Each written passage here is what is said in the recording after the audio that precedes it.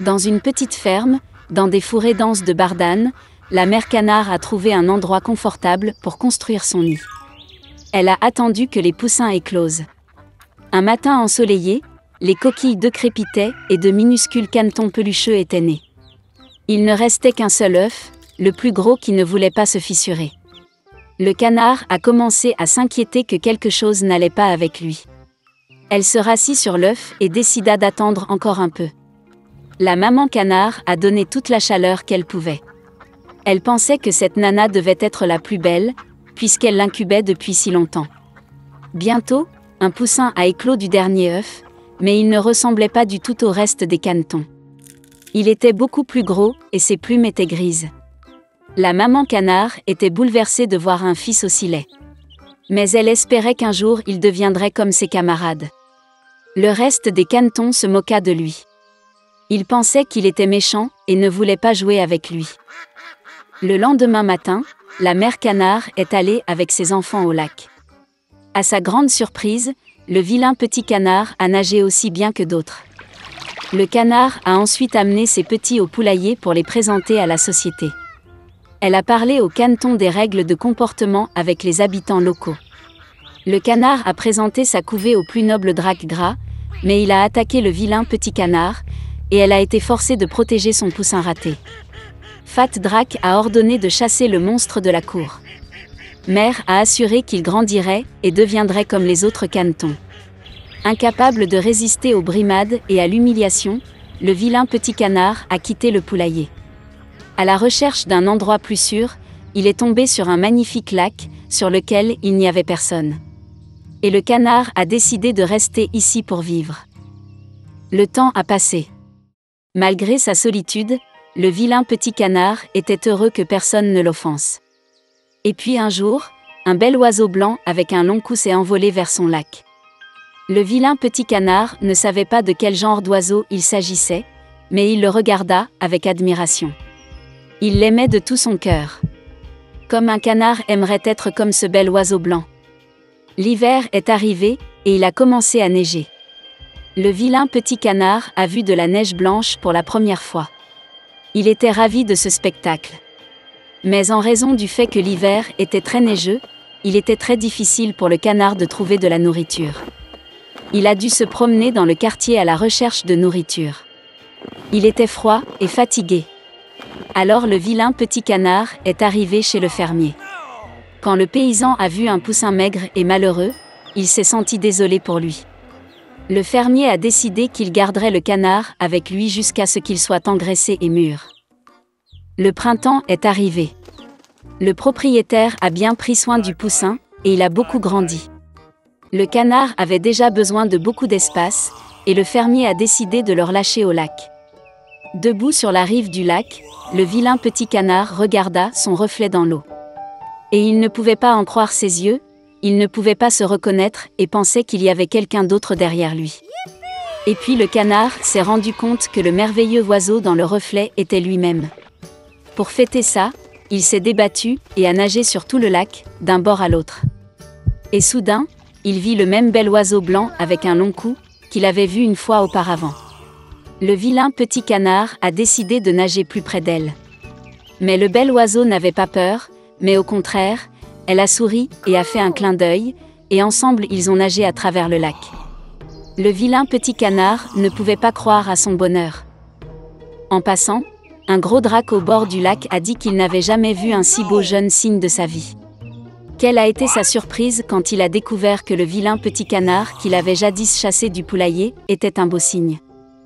Il s'avère que le vilain petit canard était un cygne dès le début, un œuf est tombé accidentellement dans un nid de canard. Et quand le beau jeune cygne est rentré à la maison, tout le monde dans la cour de volaille a eu très honte de l'avoir offensé une fois à cause de son apparence. Lemuel Gulliver a passé 5 mois entiers avec sa femme et ses enfants en Angleterre, mais l'envie de voyager s'est avérée plus forte. Alors, devenu capitaine du navire aventuré, Gulliver partit pour un autre voyage. Il a recruté 50 membres d'équipage, mais il s'est avéré que tous les membres de l'équipage n'étaient pas des gens honnêtes. Une fois, sous le couvert de la nuit, des traîtres ont fait émeute un navire, ont fait irruption dans la cabine de Gulliver et l'ont ligoté.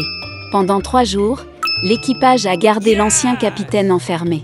Et le 4e jour, les traîtres ont débarqué Gulliver sur une terre inconnue, lui ont laissé quelques provisions, et ont navigué vers le nord.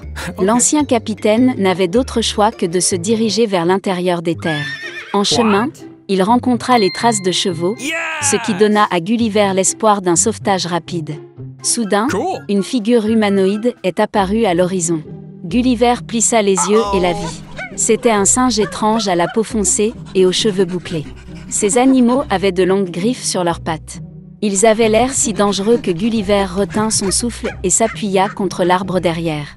Mais alors quelque chose a attrapé les épaules du voyageur et l'a tiré vers le haut. C'étaient exactement les deux mêmes singes qui essayaient de traîner leur proie dans l'arbre. Gulliver a eu du mal à riposter avec ses mains, mais les animaux étaient plus forts. Tandis que Gulliver combattait dans une bataille inégale, le bruit des sabots se fit entendre. Remarquant le cheval qui s'approchait, les singes jetèrent Gulliver et s'enfuirent effrayés. S'étant approché, le cheval examina Gulliver avec intérêt. Puis, un deuxième cheval est arrivé, ils se sont salués d'un coup de pied de leurs sabots avant et ont marché sur le côté. Les chevaux se sont comportés si intelligemment qu'il a semblé à Gulliver qu'il était des sorciers qui se sont transformés en chevaux. Finalement, après consultation, les chevaux ordonnèrent à Gulliver de les suivre. Cette fois, Gulliver s'est retrouvé dans un pays habité par des chevaux intelligents, les guimes. Et les singes étranges qui ont attaqué Gulliver ont servi les guimes comme animaux de compagnie et ont fait tout le sale boulot. Ainsi le voyageur a été amené dans une maison où une mangeoire avec du foin tendu le long du mur et d'autres chevaux étaient stationnés. Le cheval fit signe à Gulliver de manger du foin, mais le voyageur remarqua un seau de lait et en demanda à boire. Après le dîner, Gulliver, sous la surveillance étroite de chevaux, y ramassa de l'avoine et du pain cuit au four. Cela a tellement étonné les guimes qu'ils ont commencé à enseigner à Gulliver leur langue et leur culture. Les chevaux se sont révélés non seulement intelligents, mais aussi très nobles. Ils ne connaissaient pas les mots colère, envie, tromperie et inimitié.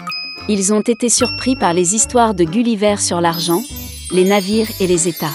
Mais surtout, les guimes ont été scandalisés par le fait que les gens se permettent de monter à cheval. Au fil du temps, Gulliver est devenu tellement imprégné d'amour et de respect pour les guimes qu'il a décidé de ne plus jamais revenir aux gens. Cependant, tous les 4 ans, un conseil des représentants se réunissait dans le pays, où ils discutaient de l'état principal des choses. Gulliver, en tant que créature ressemblant à un singe, n'a pas été autorisé à être présent à la réunion. Cependant, par curiosité, il est entré secrètement dans la réunion, se cachant dans une botte de foin. Il s'est avéré que les guimes avaient longtemps considéré les singes étranges inutiles et avaient donc décidé de les chasser. Et Gulliver avec eux. Sans attendre son sort, le voyageur fit hâtivement un bateau et partit pour l'île la plus proche. Gulliver a décidé de passer le reste de sa vie loin des gens qui étaient méchants avec lui. Cependant, l'île s'est avérée être la côte australienne. Gulliver a été vu par des marins depuis un navire portugais et emmené à bord du navire. Le capitaine a décidé que Gulliver avait perdu la raison, il ne veut donc pas rentrer chez lui et raconte ses histoires sur les chevaux intelligents. Lorsque Gulliver a été emmené à Londres, il a appris à supporter la vue des gens avec beaucoup de difficultés. Il ne s'est habitué à sa femme et à ses enfants qu'au bout d'1 an, mais même dans ce cas, il ne s'est pas laissé toucher. Et pour le reste de sa vie, Gulliver n'a communiqué qu'avec les étalons qu'il a achetés.